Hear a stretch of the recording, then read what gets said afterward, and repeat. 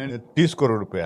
पवन सिंह और ज्योति सिंह के रिश्ते में नया मोड़ सामने आ गया। पवन सिंह से ज्योति सिंह ने पहले शुरुआत के दौर में पहले एक तलाक की बात हुई थी तो कोर्ट में 2 करोड़ की मांग की थी।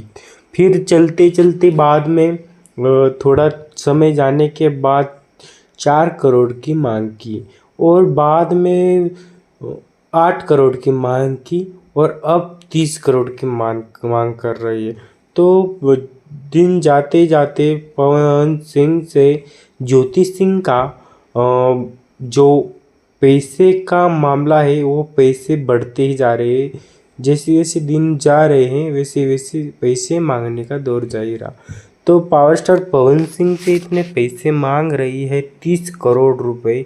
30 करोड़ का या क्या चुनाव में खर्चा करेगी कि क्या करेगी पता नहीं, पर पावर स्टार पवन सिंह के लिए एक लाइक तो करो।